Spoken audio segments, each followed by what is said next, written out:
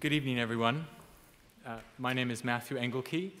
I'm a professor here in the Department of Anthropology, and welcome to this event, which is part of the Religion in the Public Sphere speaker series.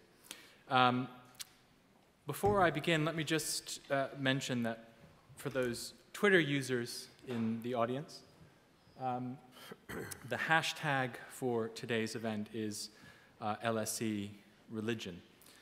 And can I also ask you to please put your phones on silent so as not to disrupt the proceedings. Please also keep in mind that the event this evening is going to be recorded, so be careful what you say if you care about that kind of thing. Especially me. Yeah. Especially you, yes. So our speaker will take about 45 minutes tonight to deliver his lecture. Then he and I will have a brief conversation and then open it up to the floor for questions. So as I mentioned, this event is part of a series of discussions focused on religion and the public sphere in Britain. I'm grateful to my co-organizers for this series, Professor Craig Calhoun and the Reverend Dr. James Walters, who have put a lot of work into the lead up to tonight. The point of this series is to provide a forum for discussion and debate, not only on what role religion can or should contribute to our understandings of public life, but also how we might need to rethink some of our longest-standing social concerns and concepts, not least, as we'll hear tonight, those about religious freedom and influence. Now, this evening, it gives me great pleasure to introduce Professor John Milbank. John Milbank is Emeritus Research Professor of Religion, Ethics, and Politics at the University of Nottingham, where he is also President of the Center of Theology and Philosophy. He was educated at Oxford and Cambridge, where he studied under Rowan Williams. He was successively the Maurice Reckitt Teaching Fellow in Christian Social Thought at the University of Lancaster, Reader in Philosophical Theology and Fellow of Peterhouse, Cambridge, and Francis Myers Ball Professor of Philosophical Theology at the University of Virginia. A theologian, philosopher, poet, and political theorist, he co-founded the Radical Orthodoxy theology movement along with Catherine Pickstock and Graham Ward in Cambridge in the 1990s. Since then, Radical Orthodoxy, besides shifting the direction of much Anglo-Saxon theology and intensifying its involvement with philosophy, has helped to shape the post-liberal political agendas of both Blue Labour and the Red Tories. A frequent lecturer across Europe and North America, broadcaster and online journalist, Milbank's most well-known book is Theology and Social Theory, and most recent is with Adrian Pabst, The Politics of Virtue, Post-Liberalism and the Human Future. As an anthropologist, I have long admired Professor Milbank's work, and believe it or not, some of his essays on Hegel in The Word Made Strange were particularly helpful to me as a student when I was finishing up my dissertation on an African apostolic church in Zimbabwe. Today, I regularly teach Professor Milbank's work to my own students in the last lecture of a course on the anthropology of religion. I take great delight in this because his ideas completely throw them, fundamentally challenging the very terms of understanding and debate in which at the LSE they are trained. It is precisely this kind of challenge, this kind of exchange, that gives the academy and the public sphere its lifeblood. And I look forward to being thrown tonight. Will you please then join me in welcoming John Milbank to LSE to deliver his lecture entitled The End of Religious Freedom and the Return of Religious Influence.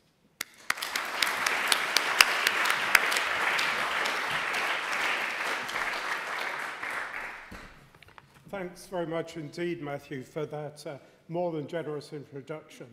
I must say that I feel it's the the biggest privilege and thrill of being an academic writer when you discover that somebody has read your work and applied it in a way you'd never anticipated at all. You know, there's a huge feeling of satisfaction about that something was a little bit worthwhile. It's also a huge pleasure to be addressing, certainly for the first time in my life, an audience at the LSE, an institution of huge importance in the past and today in British and international cultural life. It's a terrific honour to be with you all this evening. In our world today, religion seems to have become a topic of multiple public contestation along several lines whose patterns of coherence are not always obvious. This is in sharp contrast to the situation that prevailed up till 1979, the year of the Iranian Revolution. Up till that time, religion appeared to be, if not fading from the public purview, at least to have an increasingly non-controversial presence there. It was on the whole regarded as a benign source of motivation to action and virtue, while the toleration of different private beliefs was seen as an unproblematic allowance of human liberty. Yet, within a short time span, all is considerably changed. Today, religion is often presented as a pernicious force with deleterious psychological and social consequences. In a near contradictory fashion, it is suggested that it needs to be kept inside people's heads, and yet that it is unlikely to remain there. Public manifestations of religion, whether as to dress, ritual, or civic invocations, can now be regarded as unacceptable, even if they have a long history of uncontested public acknowledgement. On the other hand, religious identity has become newly the subject of legal protection, and what once would have been deemed legitimate expressions of free speech about religion can now be regarded as unprejudiced and abusive, on an analogy with racism and sexism. Outside the West, this protection of religious identity is, moreover, often the reverse of pluralistic. A particular religion that is bound up with a national culture can enjoy increased favour and protection, with a concomitant relative suppression of other creeds and of atheism altogether. Meanwhile, extreme militants of more than one confession take this intolerance to a far greater and murderous extreme. That, in turn, naturally provokes a secular backlash and fuels calls for further restrictions on the free self-organization and public expression of religious bodies. Suddenly, then, it would seem that we can no longer take religious toleration, including the toleration of irreligion, for granted. Yet previously, we had tended to regard this as a value long since secured, and indeed to see it securing in the early modern period as the contingent foundation of many of our other liberties. Why should it now then be once more under threat? It surely does not seem enough here merely to suggest the ever-present human capacity to lapse back into darkness, suspicion, and hatred. Any answer to this question is likely to be bound up with the other aspect of the new contestability of religion in our time. This concerns the relative return of religious influence, or at least religious controversy within the public sphere, often despite attempts at media occlusion. The relationship of this return to the decline of religious freedom need not, of course, be wholly paradoxical. The more religion is once more seen as a threat, then the less likely it is to be tolerated. What is more paradoxical is the coincidence of a rise in religious influence with, at least until very recently, a decline in religious practice and participation. The paradox tends to vanish outside the West in those areas where religious practice is not in decline at all. But in the case of the West, there are at least two ways of explaining the paradox. Above all, in the first place, one has to have regard to the fact that an extreme liberalism has largely given up on collective political projects. The one remaining public aim seems to be to increase the sway of individual choice and individual rights, both through the marketplace and the law. Secular, quasi-religious projects like republicanism and socialism that tried to remake the public sphere seem to have vanished from the scene. In consequence, actively religious projects can become the last genuine public ventures left standing. Even if the numbers are declining, public visibility and public impact can increase. That is by no means always the case, of course. Much of the time, the churches behave as if, as Pierre Manon puts it, Christianity were only the Old Testament of the Declaration of the Rights of Man. Equally, religion may not so much displace older secular ideology as itself mutate in an ideological direction, lending a sacral gloss either to liberalisms of right or left, or to a newly burgeoning nationalism, as we increasingly see. Ethnic and cultural identity, just like religion, is something that the universalism of human rights tends to override, but again has not been fully able to dislodge.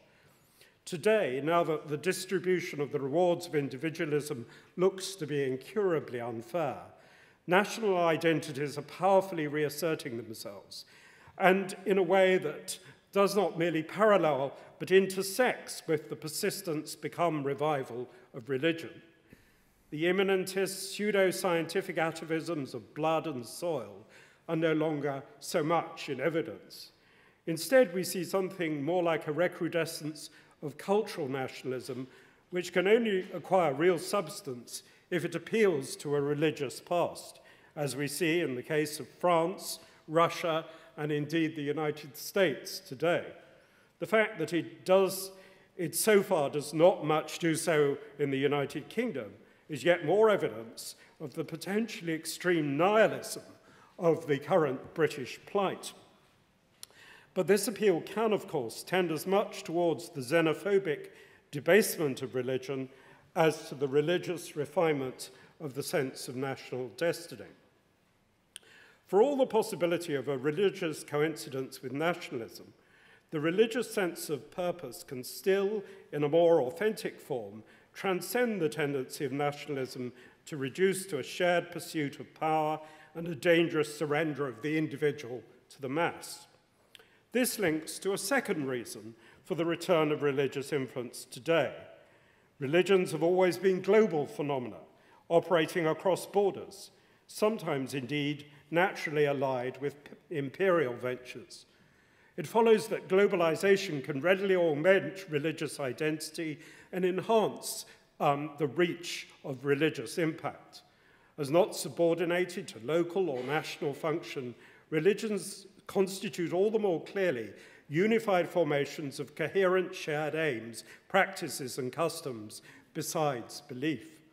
Modern transport and communications paradoxically permit an older intimacy to reconstitute itself at the heart of modern anonymity, and as an antidote to it, in a way that often keeps families and communities alive and purposeful in the midst of alienation and financial hardship. Two factors at work then. The emptying of politics and the rise of globalization have equally encouraged the return of religious influence. The first factor in apposition, the second both in apposition and conjunction, since religion is both favored by open borders and yet tends to counteract their anonymity. Just how, though, does this return relate to a seeming decline in religious liberty? The overwhelming factor here is undoubtedly the ethical de-Christianization that has characterized the West since the 1960s. Up till that point, it had largely appeared to Christians, agnostics, and atheists alike as if a comfortable legacy of Christian practice had survived the decline of Christian belief. But since that time, it has less and less seemed as if Christian, or indeed traditionally metaphysical attitudes to the parameters of human life, death, and embodiment could possibly survive a sheerly secular examination. Two consequences follow from this. First, the public symbolic presence of Christianity in time and space, with the ringing of church bells, the formation of street processions, and the punctuation of the passing seasons, no longer appears so innocuous. The same consideration applies to the rights of Christians to proselytize, whether on street corners or in the workplace, or to wear symbols of their faith.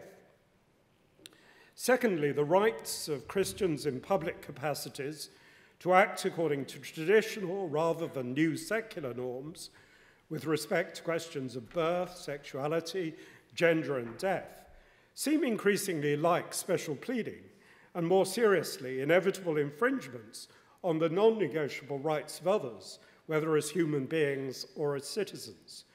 Thus, if once religious freedom seemed to some to be the fount of all freedoms, now it seems at variance with freedom in general. Why should a liberal right to think and say and do what you like mention religion at all, if it is not in fact going to privilege religion? Was religious liberty not, even for John Locke, just a footnote to our God-given right to self-ownership and free disposal of what is ours? So now this divine foundation has lapsed. Why mention the religious dimension, whose only liberal function was to secure just that bond of subjective right in general? This consideration has to extend to the prerogatives of religious bodies. One may, as a secular liberal, allow group rights up to a point, but in the end, individual rights are foundational, so they must always prevail. Why should the rules of a religious body ever be allowed to prevail over the political and natural rights of a member of that body, especially if a majority of those members were to wish to overturn those rules, despite the opposition of a religious hierarchy? For these reasons, it is not clear that a purely secular logic needs legally to mention religion, nor that without being so mentioned, religions could legally sustain themselves in ways whereby they would remain self-recognizable.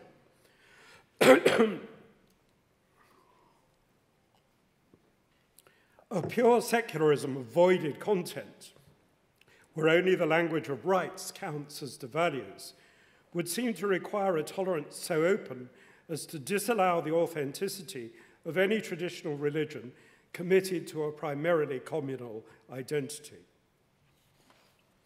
Added to this is the increasing allowance of only natural science and social statistical science as languages which count as the publicly acceptable fact, often in blatant disregard of people's immediate and intuitive experience, a circumstance that is now helping to fuel a populist reaction. If claimed negative right is the only value, and if supposedly provable fact is the only truth, then religion is in effect silenced, even within the family space, if it can be proved to be abusive towards the individual rights of family members. In this way, traditional religion does not just fall foul of the discourse of rights, but also of the pseudo-religion of scientism, which, in disrespect of scientific protocols themselves, claims more than it can possibly know, either a priori or by experimentation, in order to fill the secular vacuum in a different way, namely by establishing the control and manipulation of matter, including our own human matter, as our only common human purpose. Everything that I've spoken of so far might have been happening in any case, without the new modern expansion and incursion into the West of largely Sunni Islam. But this expansion has vastly exacerbated all the factors I've spoken of so far. Islam is naturally a nomadic and imperial religion, especially well poised to take advantage of globalization. As a religion, it is peculiarly impervious to the discourse about rights, since what for it is socially and politically, as well as individually normative, is the proclaimed law of God regarding the objective human good. Thus, in the face of the Western political vacuum of substance, it can offer social substance, even while it has struggled to articulate a stable modern Islamic political form. Unlike many modes of Protestant Christianity, it's scarcely able to remain publicly invisible with its strict requirements as to prayer times, fasting, food preparation, segregation of men and women, tendencies of dress, and aspirations to build mosques and have publicly audible calls to prayer. All these things can invite a secular reaction as to a perceived excessive public influence that may amount to the intimidating. Equally, Islam is seen as exercising extreme control over its adherents, as disallowing apostasy or the attempted conversion of Muslims, and of not exercising anything like full religious toleration within Islamic countries themselves. Accordingly, for some secular liberals, the presence of Islam simply compounds their fear of religion as a whole. It too much overrides citizen allegiance. It is suppressive of individual freedoms. Yet this is by no means the only or even the most common liberal response. At least as frequently, a giant exception is made in the case of Muslims. The traditional crucifixes in Bavarian or Italian schools may have to be removed, or the crib scene in the remote Languedoc railway station. But the wearing of Islamic headscarves by policewomen, despite their being the representatives of the secular law, can be sanctioned in Scotland. More seriously, the growth of a sub-polity under Sharia law within European cities can be regarded without any alarm.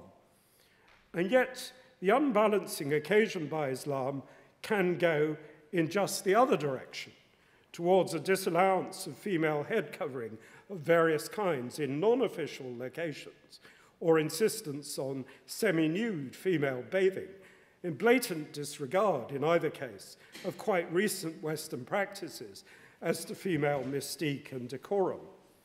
Sometimes, indeed, more concern seems to be shown over this than about inequalities suffered within Islam by Muslim women, according to Western norms.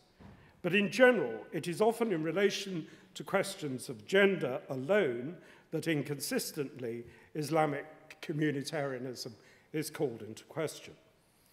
As again Pierre Manon argues, the exceptional tolerance of a priority for community in the case of Islam alone is an ironically extreme confirmation of liberalism. So much is it the case that nothing positive in the European past is to be affirmed, not the uniqueness of Greece, the irreplaceability of Israel, the exemplarity of Rome, the truth of Christianity, the more beneficial aspects of empire, that this is most established by allowing only a foreign positivity, including an alien imperialism. So much is it the case that a post-Christian, post-imperial and post-national Europe is to be begun all over again, that it is best begun again by welcoming unambiguously a significantly different historico-cultural project into our midst. Thus, in the case of Islam seemingly alone, especially given the recrudescence of anti-Semitism and anti-Catholicism, a return of substantive religious influence is not just a reaction against, but is partially encouraged by the secular culture of rights.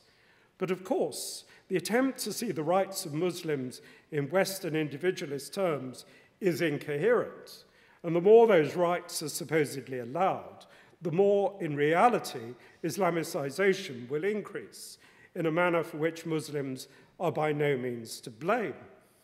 Yet sooner or later, this liberal encouragement of Islam was run into the problem that Muslims will, of course, and rightly, not abandon their inwardly collective and teleological orientation.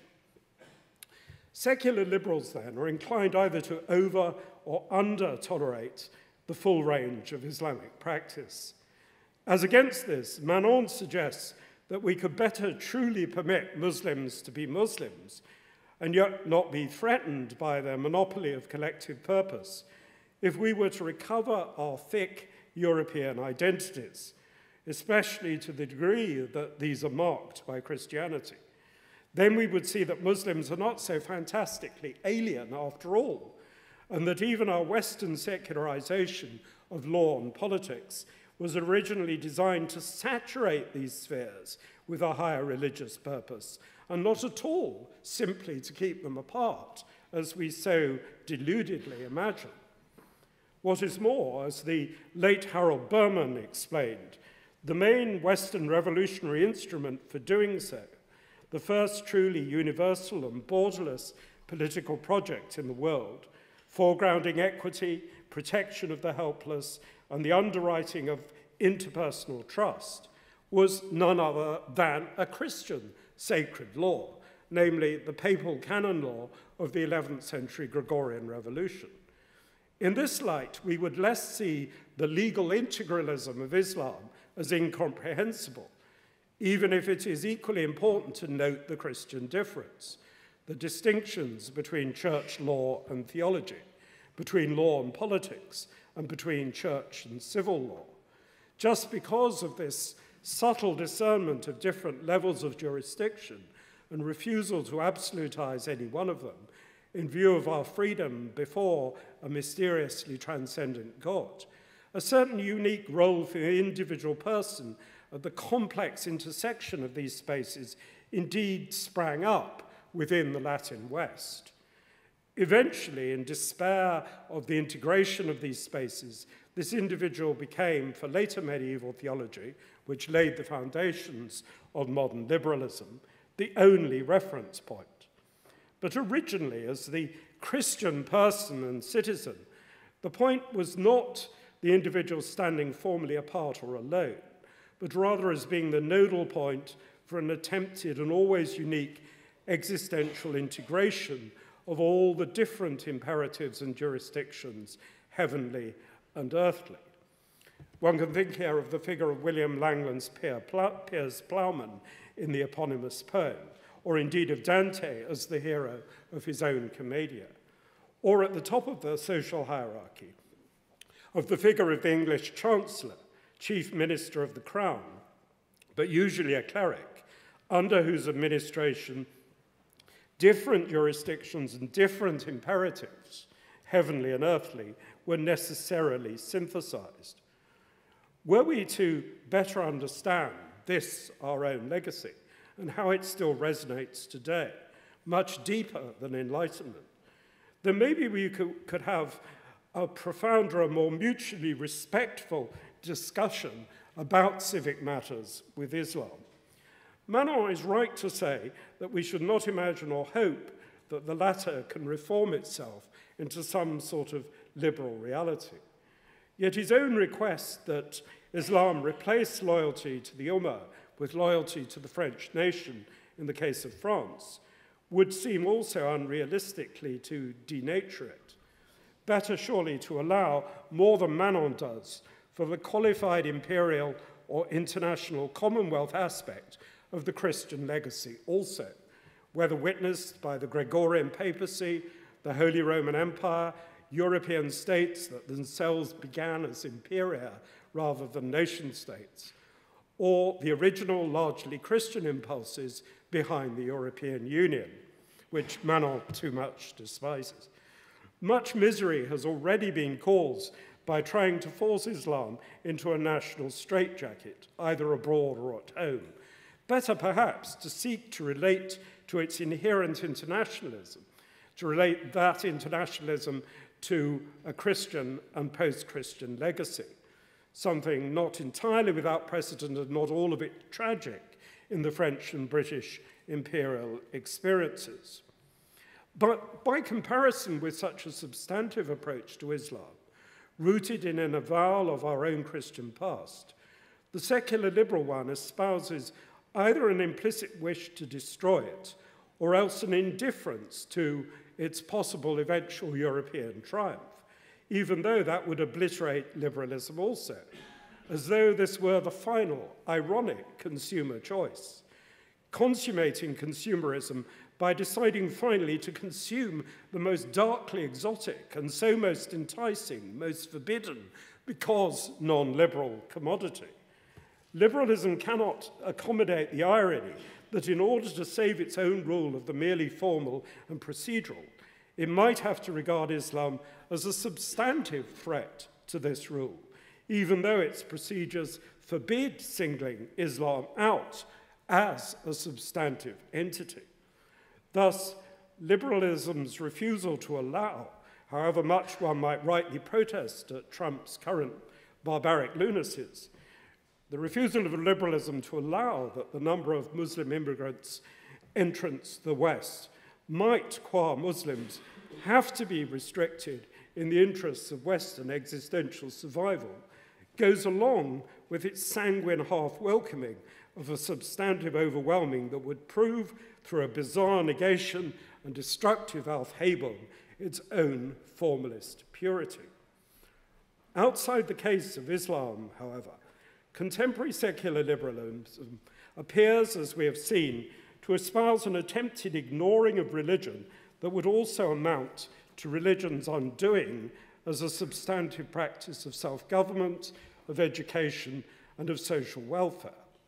Thus, here we need to face the altogether crucial question of whether or not the toleration of religion needs an ultimately religious basis, or whether, entirely to the contrary, any religious basis for toleration is necessarily religiously biased, and so can never offer a sufficiently comprehensive and universal toleration. These two stances, I submit, correspond to two completely different justifications for religious liberty in the Western tradition. I would suggest that our problem today is that we do not know which to choose and do not recognize that neither offers a perfect tolerance, which is just not something humanly available. The first stance can be called simply religious toleration. The second can be called religious rights. Toleration means something you have to endure, suffer, or put up with. When the ancient Stoics spoke of tolerating religion or philosophical views which they did not agree with, they meant rather in the way that one should endure noxious smells, physical ills, or social nuisances without complaint. Early Christians took over this notion of toleration, but fortified it with the view that devotion to God must be free from your inner conscience, and that the erring must be treated with love and patience. One should tolerate a bruised reed, as Jesus says in St. Matthew's Gospel. Parallel attitudes can be found both in Judaism and in Islam. Later, and again in all three cases, they were further and variously enriched with notions whereby different religious beliefs might be aspectual and partial, even if one's own religion provided the best syncretic synthesis. Toleration assumes, therefore, an attitude rooted in a positive religious stance and in a religious argument for the need of authentic submission to God. In a word, toleration is never a view from nowhere. The seeming downside of this approach, as argued by Rainer Forst, is that it involves a necessary limit to toleration when one's own truth is being too squarely contradicted, or when it is thought that by failing to coerce the recalcitrant, one is leaving them at the mercy of their own or of others' sins. Sometimes this limit concerns the question of how far to tolerate the intolerant, as in the case of Augustine's support of civil suppression of the Donatists, who were themselves intolerant of the sacerdotal worth of imperfect priests, thereby imposing a standard of inflexible puritanical rigor that could be damaging to social cohesion. The alternative approach to that of religious tolerance is the approach of religious rights. It derives primarily from Pierre Bayle and Immanuel Kant. Bayle, in the very late 17th century, argued for a strict division between reason and faith, and for the merely finite reach of reason. He also defended the possibility of the perfectly moral atheist, and so for a clear separation between morality and religion. As Faust contends, it is only this division which ensures that tolerance as a virtue need not itself have a religious basis, because it can have a moral basis that has nothing inherently to do with religion. Kant underwrites these attitudes in a different way, though less securely than Faust implies, since Kant did not see practical reason as finitist, nor as really separable from faith in God as the ground of freedom.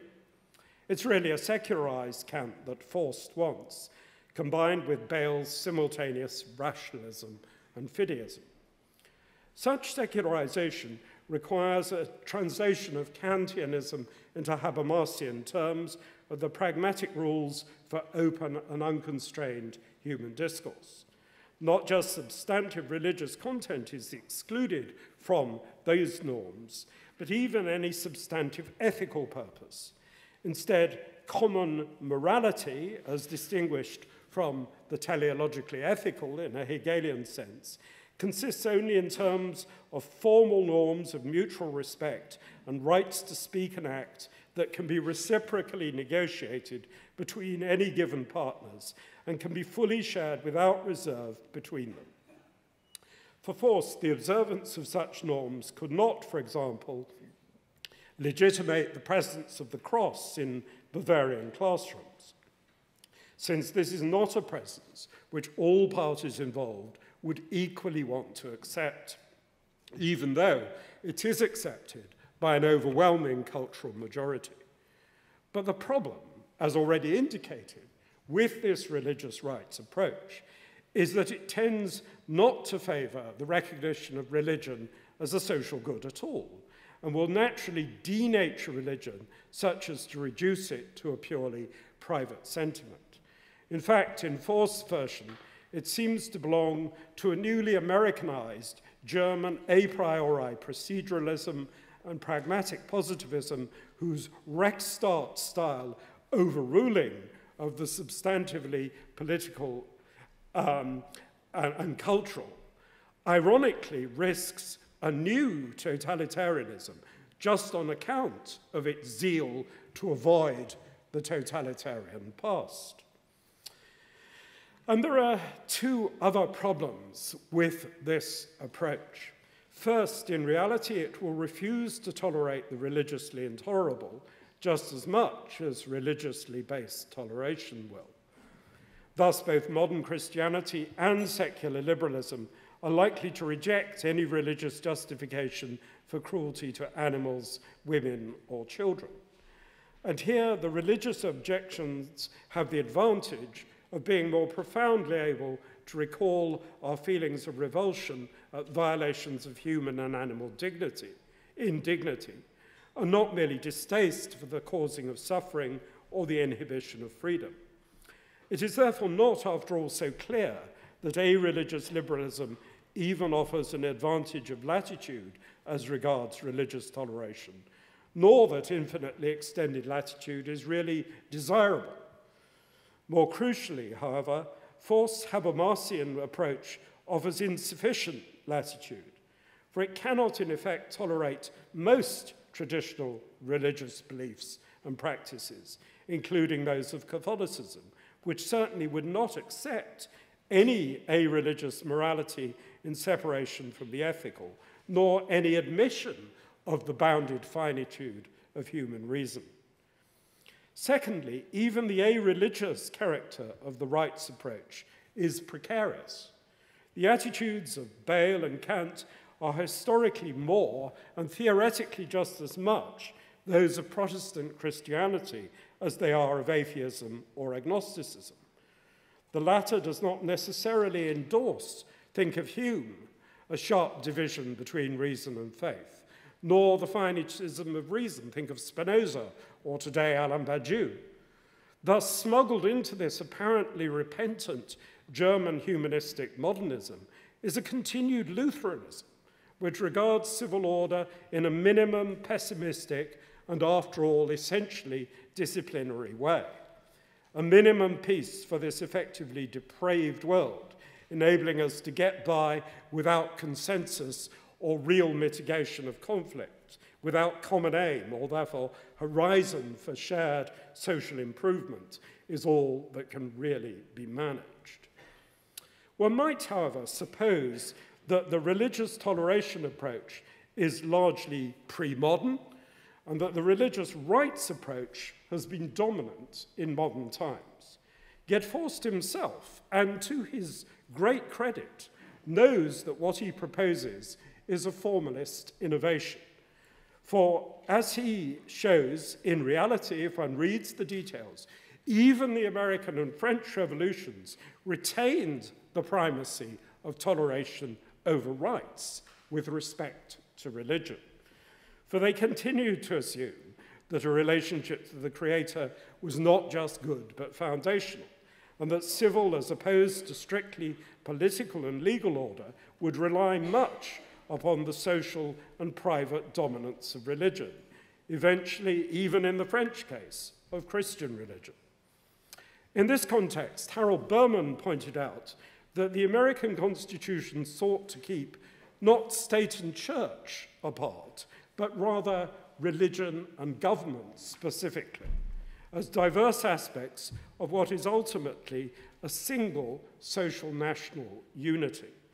Not only is the separation more to protect religion from government than the other way around, but it is even to ensure that government will ultimately be guided beyond its finite horizon by religious motivations and practices.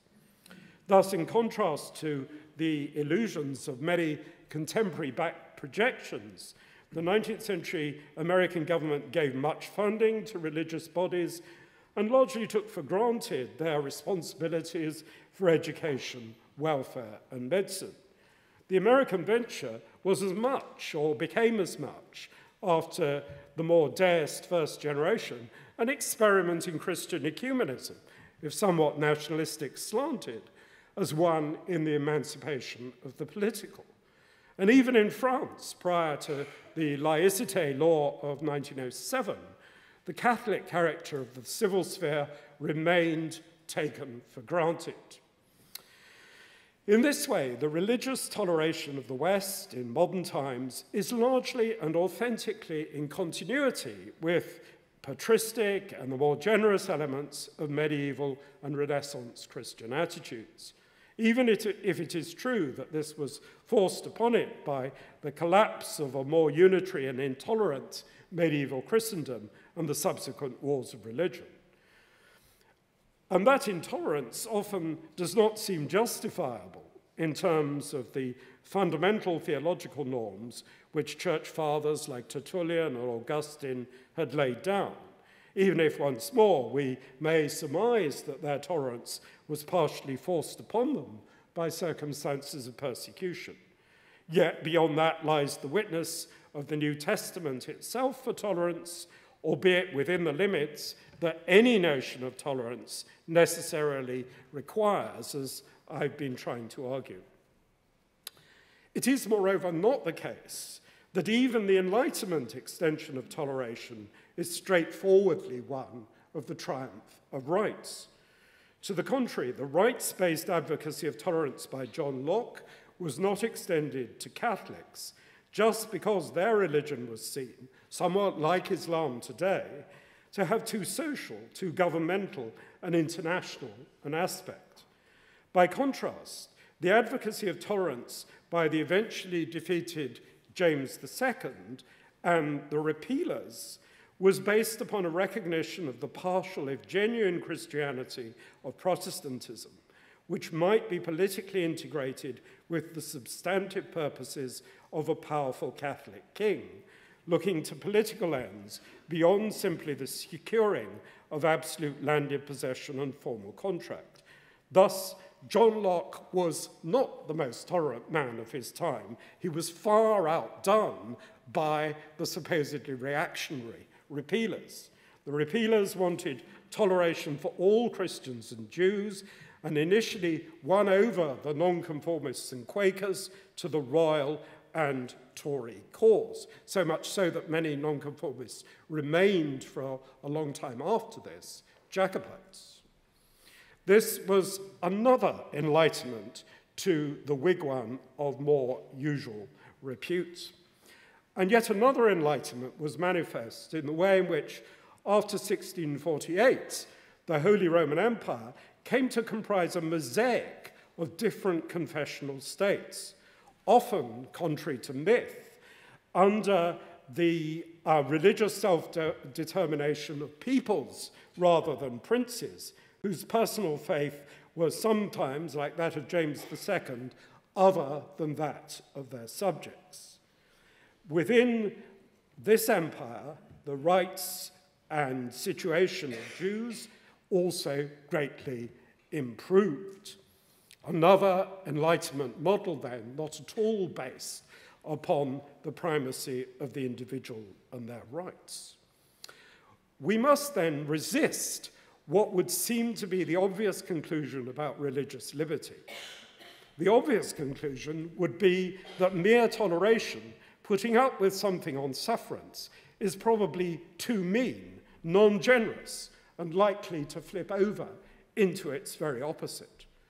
All these cautions may hold, and yet we have seen that the apparent open-endedness and totally non-judgmental approach of rights is in practice scarcely able to recognize religion at all as a positive social good, much less to really tolerate it. And this approach is as wrong-headed as it is unrealistic. If religious influence is returning, then that is largely because no viable human society has ever been founded upon a negation, upon individualism, and an agreement merely to differ. Instead, human beings act in the name of some sort of obscure vision by which they're drawn forward. They strive to achieve a good of a certain kind, which means that they believe they live in a universe in which good is achievable. They therefore act rationally and freely through faith in a providence that is able to build upon our good intentions and to thwart our ignoble ones. Not to trust in providence, in some sense, would be to deny that the good is objective and inherently cumulative.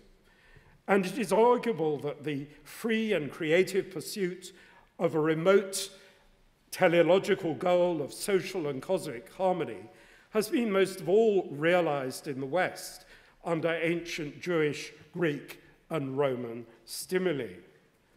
If we abandon this religious as well as political quest today in the name of mere human rights, then it is likely that another such civilizational quest, even if inferior, will eventually displace it. Thank you.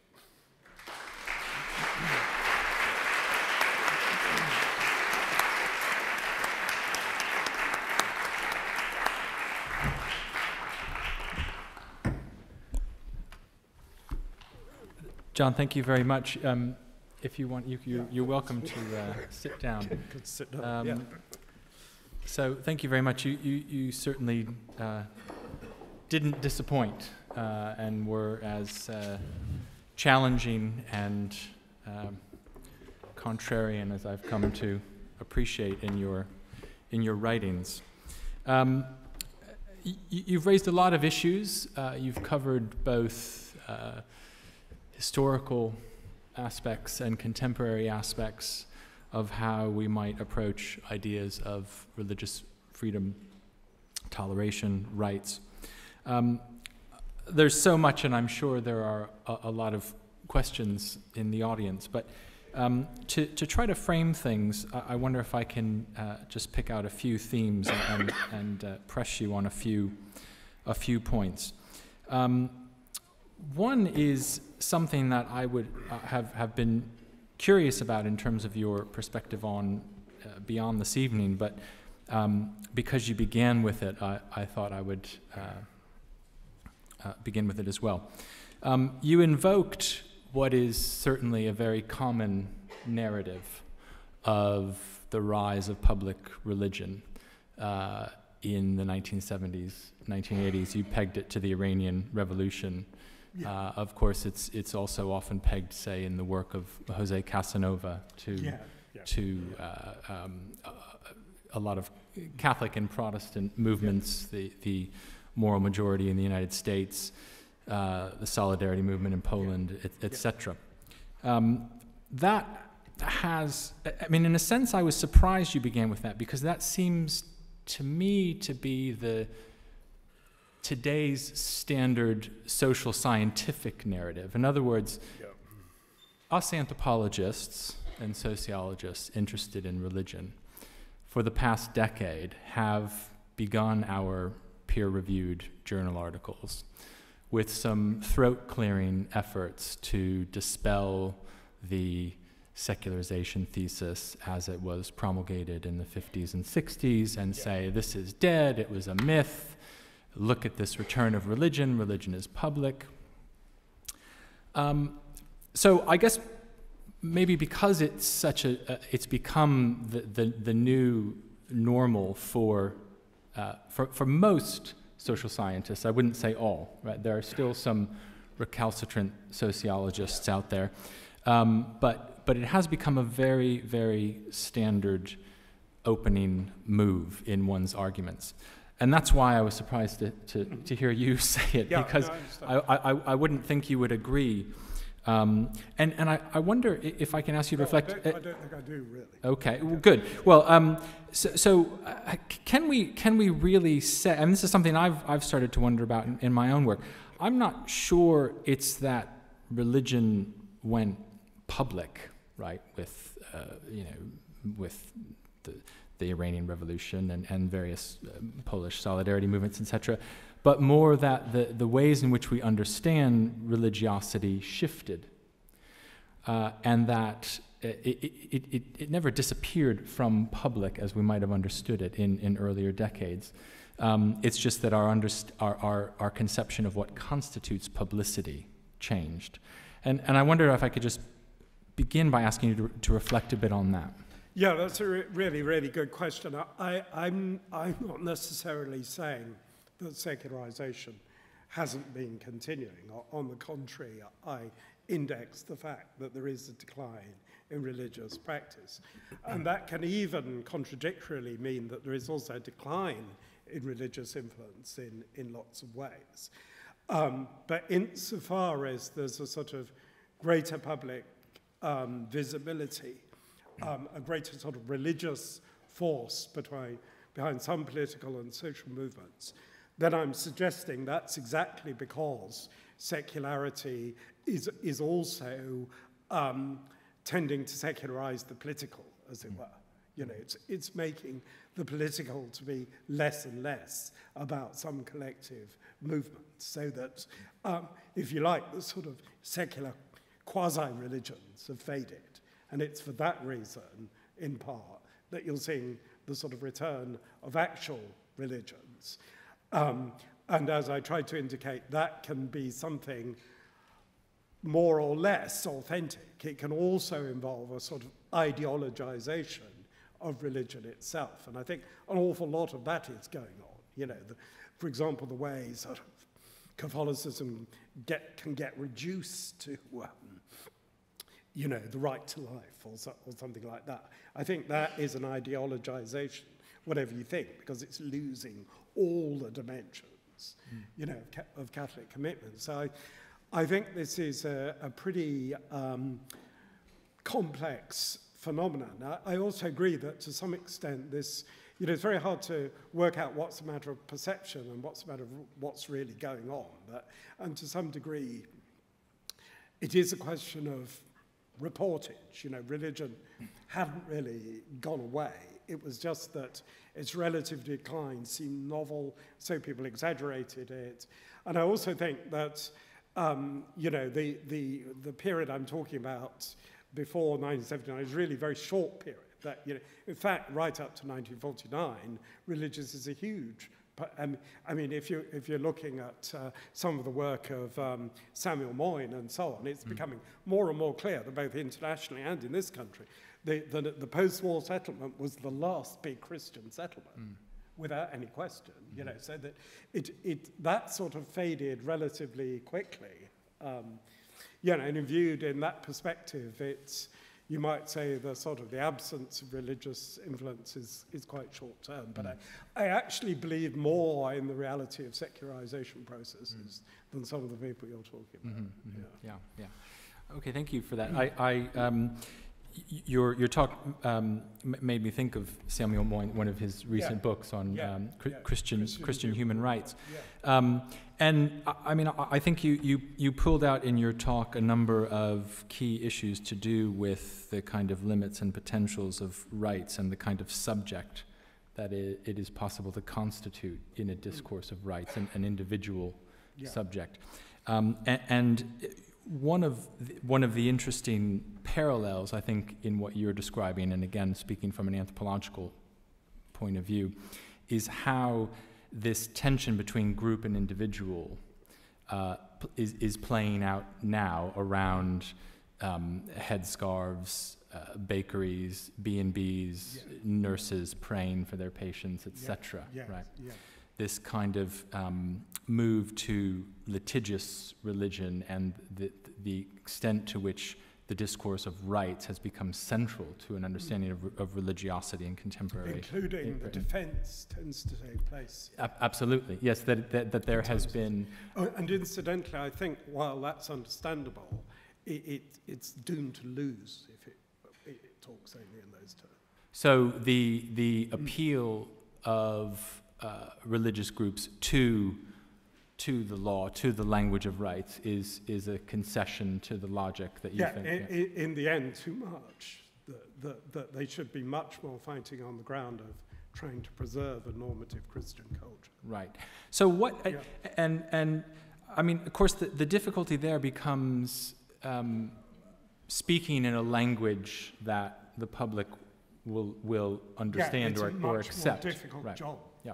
So the Christians and others who try to use a secular register or use the register of rights. The mediating factor would there be something sort of historicist. That, you can't really understand who we are unless you understand all this religious and philosophical background. And to throw it away too casually would be to risk an awful lot of other things as well. It would be something like that, but it's much easier to reach for the normative language of rights, I think. So how would one...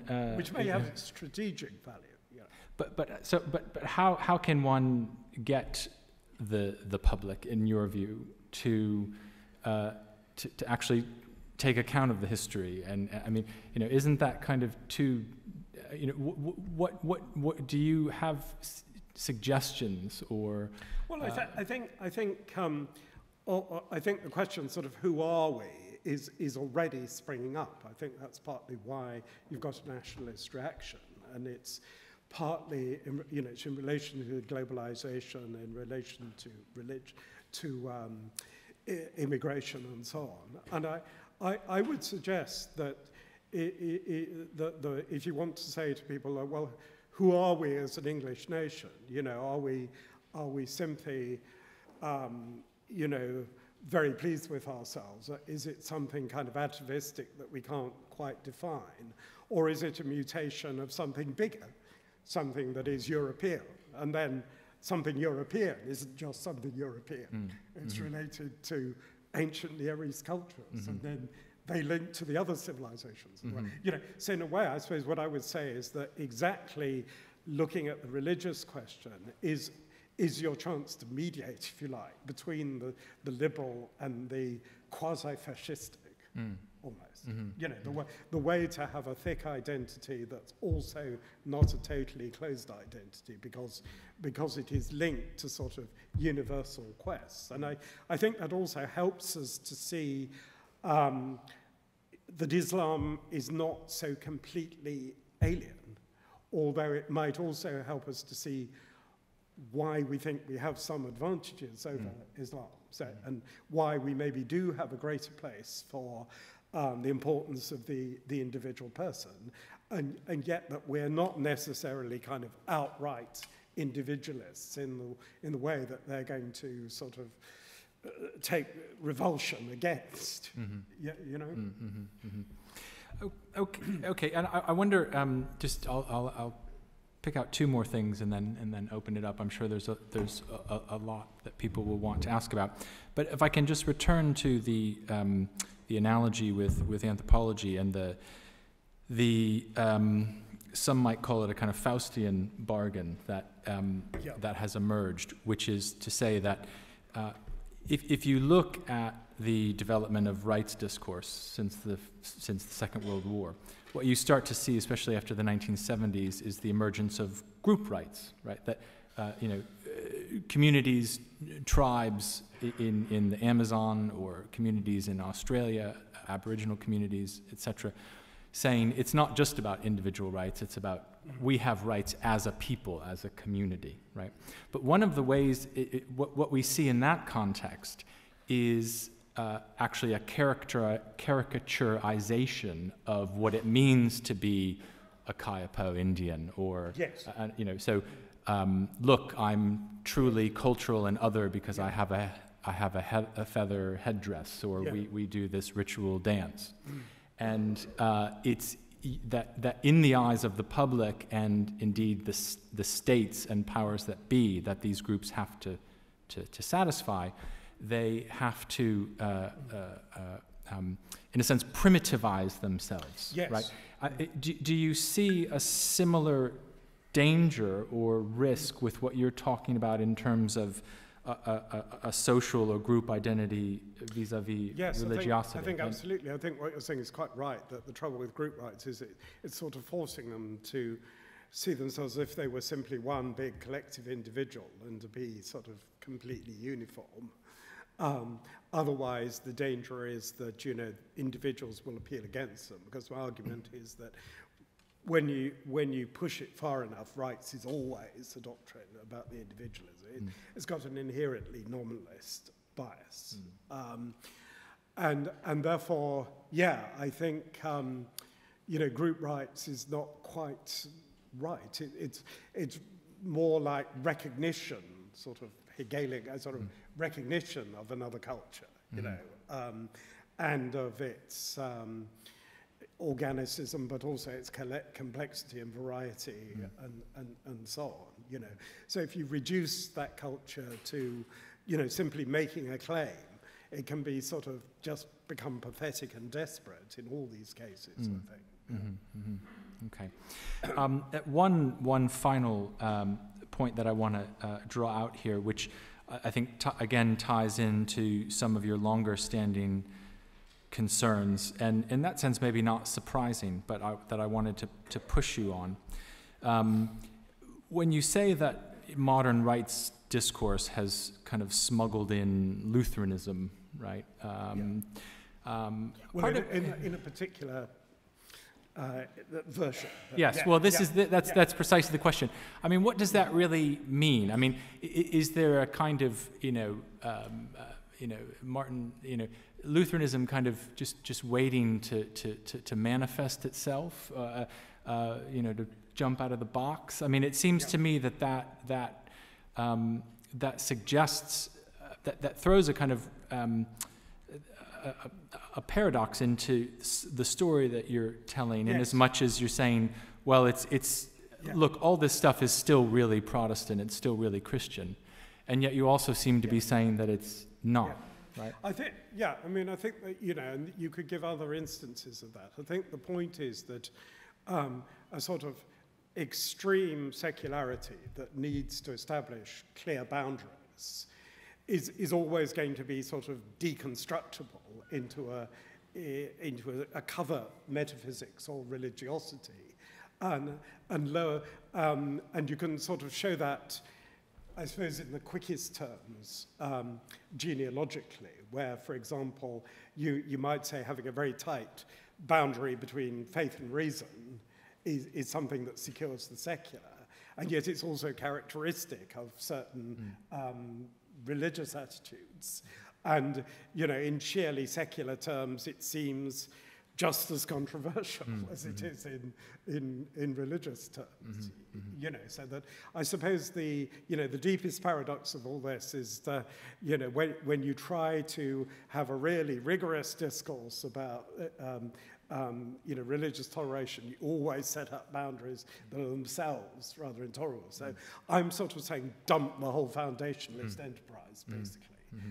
And instead say that toleration is always from a concrete cultural situation, and that actually that often allows you, by analogy, to recognize various degrees that sort of approximate to what you value, and more to extend a hand of friendship to actual sort of thick alternatives. Although there are clearly limits to that. We wouldn't tolerate the Neo-Aztecs in our midst, if there are such. I'm sure there are by now, But that, to sort of want to avoid that, I think it's completely unrealistic, And along with foundationalism, you're looking for a sort of exceptionless, frictionless universalism, and that's not really available. Religion is controversial. It can be nice or nasty, and nice and nasty according to different people. It's just like anything else, So it's not something one could ever say, well, we're going to absolutely tolerate it. Okay, well, thank you. So we'll move to questions now. There are roving mics, so if you could wait to receive the mic. And also, please identify yourself before you ask the question. Yes. So we'll start here and then move to the front row here, and then I'll come around this side. First of all, wonder whether Professor Milbank could sit closer to the microphone. Oh, I'm sorry. Yeah. Thank you so much. My name is Jenny Taylor. I am actually a journalist, or was. But I run the Centre for Religious Literacy in Journalism. A journalist emeritus. Sort of, yes, I suppose. Yeah. And I was very struck by a sort of throwaway remark you made at the beginning of your stunning lecture, in which you talked about the media occlusion of religion. And I've worked very hard at that frontier, as it were. And I wondered whether you had any profounder reflections on why it is so incredibly enduring. And the Christian response, of course, which is to advocate for more religious programming on the BBC, which I think is the last thing we want. No, I agree. No, you don't want it in a box. What we want is to integrate the transcendent back into the secular. But yes. I'd be interested in what I'm doing wrong, because I'm not having much effect. I really don't think I know the answer to that question, because, I live in the East Midlands, and what strikes me is that church and all sorts of religious life in Nottingham and around, from the Peak District across to the Lincolnshire is very much a part of what's going on, that it sustains all sorts of folk traditions, it invents new folk traditions, it makes things livelier and more colourful. And it just strikes me that you would never know about this from watching most TV drama, for example, with, now and again, there are exceptions to this, and some good exceptions, but most of the time it's kind of just washed out of the picture. And I suppose that has to be to do with some sort of prevailing attitude or ideology or sense that this is something minority, or that it's always marginal. It's not relating to what most people are doing. It's sort of eccentric. It's some kind of social. I mean, it seems very odd, because it's as if journalists are missing tons of wonderful stories. I mean, where I live in Southall or Southwell, the Minster is finally in the big international news because we have a gargoyle that looks exactly like Donald Trump. So suddenly the whole of the international media has descended upon this tiny cathedral club. But most of the time this is not what happens at all. I mean, or just say the musical life of English cathedrals and churches and the rising popularities of choirs and so on. I mean, that is presented to some degree on television, but not usually the link to religious life, I think. So I guess this is part of this famous sort of metropolitan elitism or something. And yet, the irony is that London is one of the most religious parts of Britain. It's huge, in fact. So I don't really know. I'm sure you would know better than I, the answer to that. Yeah. Okay, yes, so here in the front row. Yeah, Philip Blond, Res Publica. I think you're completely right, John, to talk about how liberalism has failed to deliver the collective and is completely individual. But what I'm interested in is, these mass American movements of women's rights that try to operate collectively as if they do represent something collective. Now, I think they don't, and I think all they end up doing is representing one sectional group and suppressing other sectional groups. But as a matter of empiricism, it's interesting that large groups of people think rights are shared and rights are collective. What's interesting is to ask how can we demonstrate that that's not the case to good people who think that it is the case. That's one. This leads me to another two questions. So, I mean, I agree. How about one more? Well, yeah.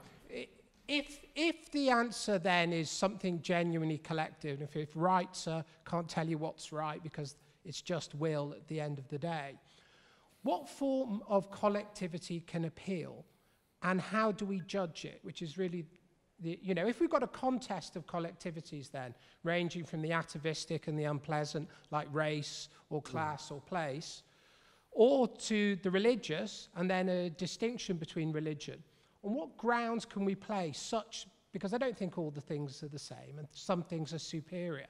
So do we have to have an account that the real makes itself more manifest through certain positions? Do we make an account that reason or the imagination is more exhibited in others? How does one account for what is most preferable in a non-liberal idiom?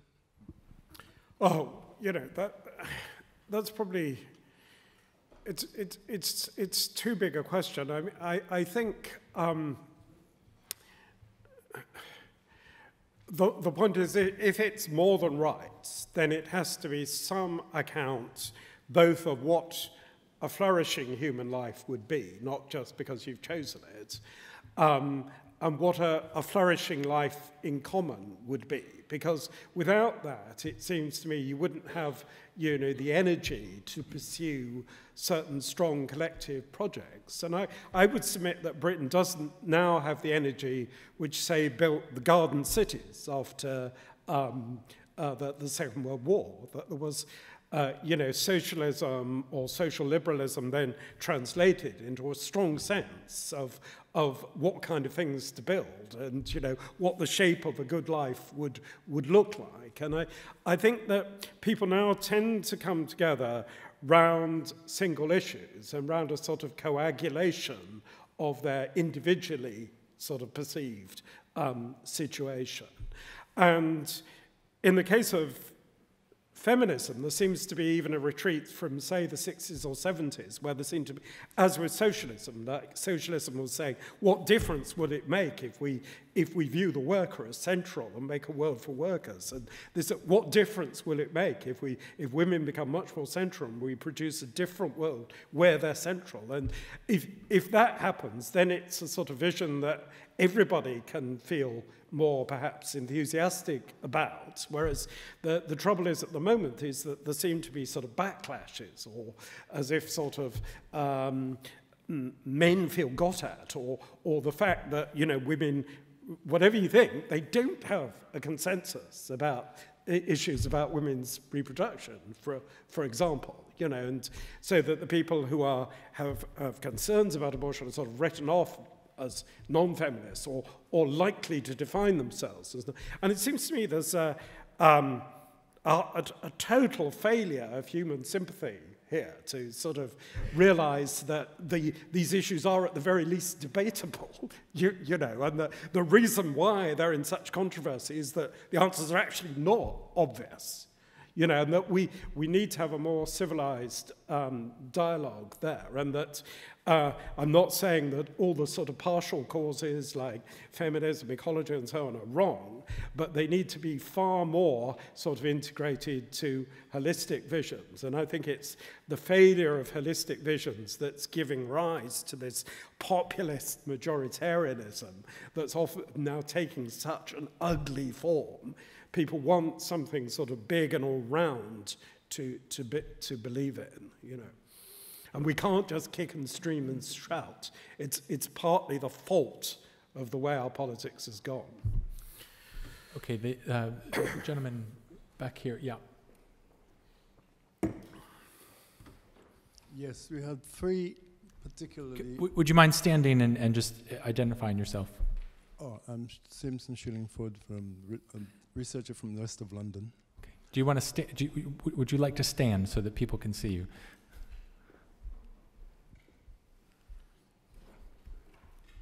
Thank you.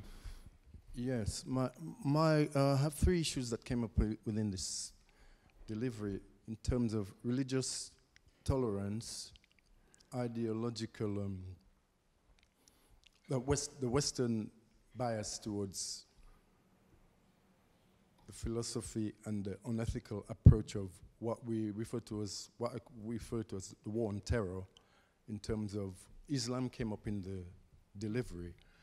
What is the professor's take on the fact that religious tolerance was never part of the process in terms of the war on terror and the example of Guantanamo, which is yet to be unresolved in terms of international relations?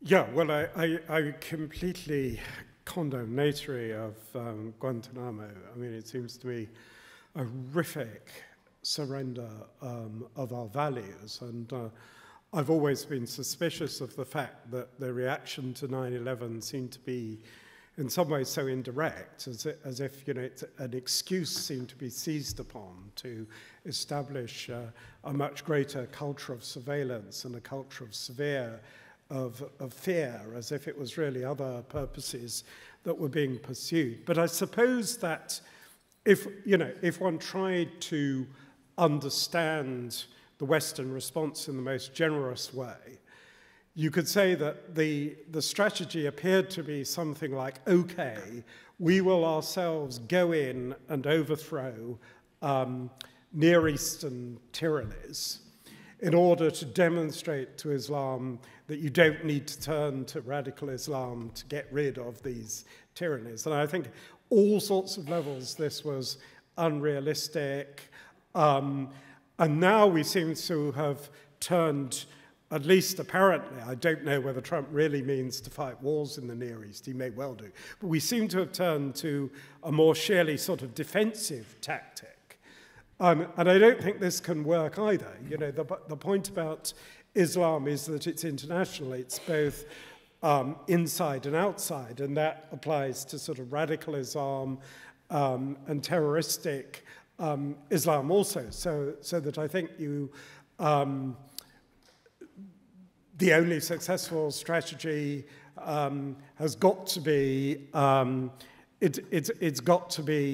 it's got to be a global strategy, and it's got to somehow work more with kind of the international genius of Islam and the difficulty of sort of confining it simply within our sort of nation-state models. But I don't think there are any obvious answers to this. But what I would say is that most suspicious of all is sort of the failure to deal with the Wahhabist countries, you know, with the most ultimate sources of this trouble. You know, is this really just all about oil, you know, that Saudi Arabia and the Gulf states, you know, no attempt at all has been made to really to influence them or to inhibit what they're doing or to halt their persecution of Oriental Christians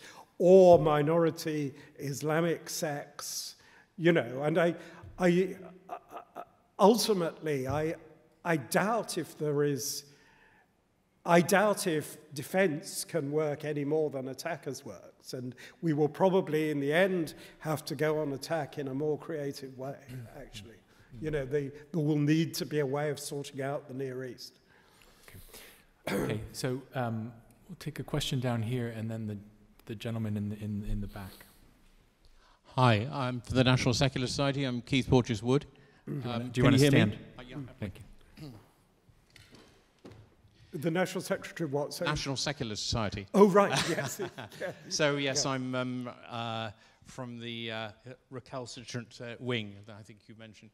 I wanted to draw a distinction between secularization and secularism. And on secularization, I think you're being, for me, a little optimistic about what people think about religion in this country. I think that the vast majority, as social attitudes and church attendance show, actually really don't care about it at all. No, and even those who tick the Christian box actually seem to know very little about Christianity. And yet, what's worrying is that the 5% or perhaps 10% of what's remainder are becoming more and more extreme, whether it's Islam, particularly the younger people, and Judaism too, and indeed Christianity. And they are actually pushing the human rights agenda and bringing the kind of cases that you're talking about and we're fighting at the European Court. And I think that secularism is necessary and human rights for us to fight to actually keep those borders and for the interests of everybody else, because they're making great inroads into the rights of everybody else, which I think we really have to fight hard. And I think secularism is there to do it. It's about equal rights. It's not about anti-religion. And I haven't yet been convinced that that approach, whatever else needs to be done, has to be followed quite strongly. Thank you. Well, thank you very much. And look, I think I agree with you to the extent that I was certainly admitting that sort of religious adherence is declining. And but what I would say is that I think the level, particularly in Britain compared to other France or Germany and Italy that I know well, the levels of anybody's knowledge are now abysmal. And this is why I'm talking about a kind of nihilistic drift. It's not just religion, you know, it's kind of everything else. And I think, in fact, there is quite a considerable correlation between religious adherence and pretty high levels of education and cultural involvement that really ought to be welcomed. I mean, however you want to, you've described it very prejudicially, but you've sort of admitted my case in a way that the remaining religious minorities are behaving sort of more actively, and I don't by any means think that means that is because they're always acting extremely, although there are extreme fringes. But I feel fairly puzzled by the idea that you see secularity as being on the defense, when it's surely clear that in all sorts of ways, things that Christians once did, they can now no longer so readily do. You know, it can be preaching on street corners, it can be proselyte. Well, that's to your enormous credit if you do that. And I really salute that kind of thing very strongly. Yes. Well, that's excellent. But I would still stick to my case that unless one has some sense that religion is specifically definable or recognizable as a human good, as a source of positive social flourishing, then it becomes very difficult to tolerate religion. And that tends to be, you could only make that recognition from some sort of religious or quasi-religious ground. I think if you have a totally neutral, rights-based approach, it tends to go in the direction of sort of why single out religion, why allow religions to exercise any sort of normative coercion against their members or a majority of their members, and so on. And the trouble about that is that you're then getting rid of a huge, maybe the main source of kind of human cultural energy. That's okay. Okay, so we have time for one more question. So the gentleman in the back, can we? Oh, wonderful! You have a mic. Yes, thank you. I'm Mohammed Nafisi from King's College's Department of Theology. One very brief question. You would be calling for a Christian political party, for a Christian international. Is that one possible implication of what you've been saying? And also writing in the past when you've called for an organization that will provide banking, all manner of social services, and what would be the consequences of that for this slippery thing between public religion and political religion. So that's one. And secondly, very briefly, we were told that you are associated with Blue Labour. You've been a very influential associate of it.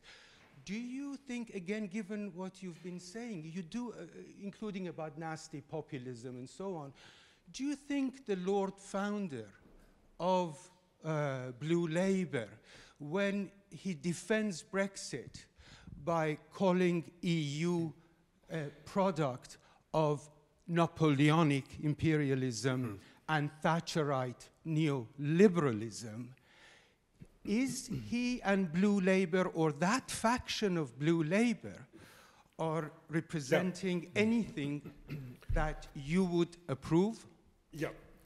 There are an awful lot of different questions there. Brief, and you have 1 minute to reply.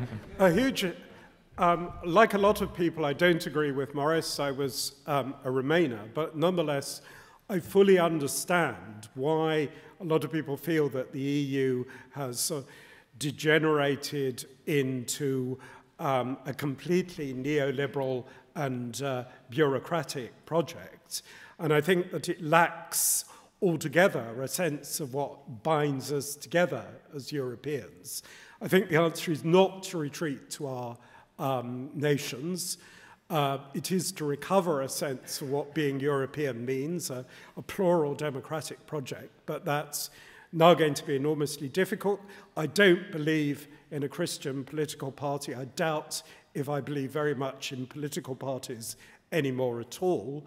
So I do strongly believe that religions need to sort of show what their religion means in practical ways, and that can sometimes infuse something much more interpersonal, informal, into spheres like education, medicine, organization of trade guilds, even banking.